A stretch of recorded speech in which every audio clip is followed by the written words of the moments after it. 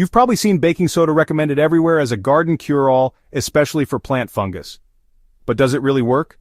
The truth, its effectiveness is limited and highly situational.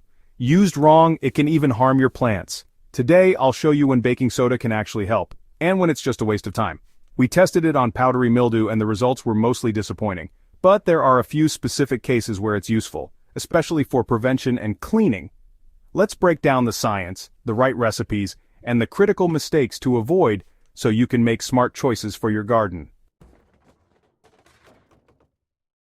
Baking soda isn't a miracle cure, but it can help as a preventative measure. It works by raising the pH on plant surfaces, making it harder for some fungal spores to germinate. It's best used before disease takes hold, not after. Let's look at the most common successful use preventing light powdery mildew on certain plants. Baking soda works best as a preventative spray at the very first sign of powdery mildew. Just a few faint white spots on leaves. Mix 1 tablespoon baking soda and 1 teaspoon mild soap in a gallon of water. Spray thoroughly, especially under leaves, to slow the spread.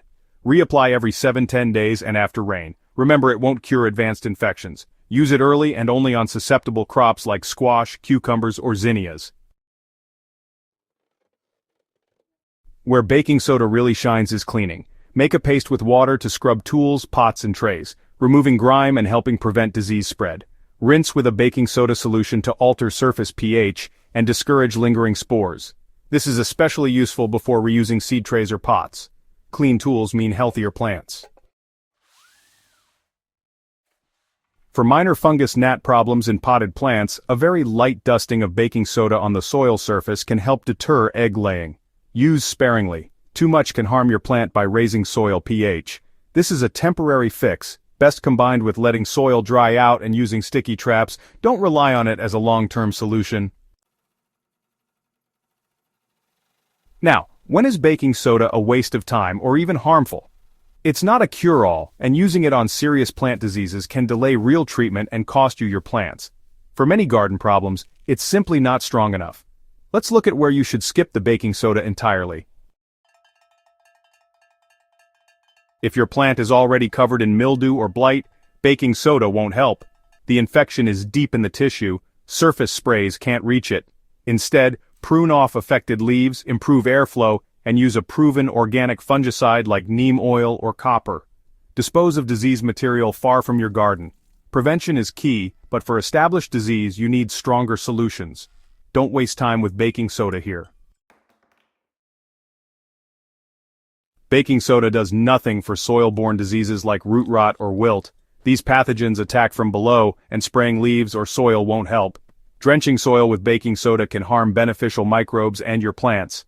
Focus on good drainage, crop rotation, and disease-resistant varieties instead.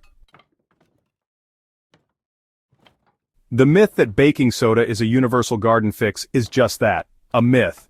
Overuse can burn leaves, disrupt beneficial microbes, and won't stop most pests. It's not an effective insecticide or general tonic. Use targeted solutions for specific problems. So what should you use instead? Focus on prevention, healthy soil, good spacing, and watering at the base. For fungal issues, neem oil, horticultural oil, or biological fungicides are far more effective. Compost teas and copper sprays can help with persistent problems. Always follow label directions and use as a last resort. Prevention and proper care are your best defenses. Neem oil and horticultural oil smother fungal spores and some pests. Biological fungicides introduce beneficial microbes to outcompete pathogens. Compost teas boost microbial diversity on leaves and soil. Copper fungicides are effective but should be used sparingly. Good garden hygiene and proper watering prevent most issues before they start. Baking soda has a small specific role in the garden, as a preventative spray for early powdery mildew and as a cleaner. It's not a cure for established diseases or a universal fix. Relying on it for serious problems will only lead to frustration. Focus on healthy soil, good hygiene, and targeted treatments. Have you tried baking soda in your garden? Share your experience in the comments. For more practical gardening tips, subscribe and stay tuned. Thanks for watching. See you next time.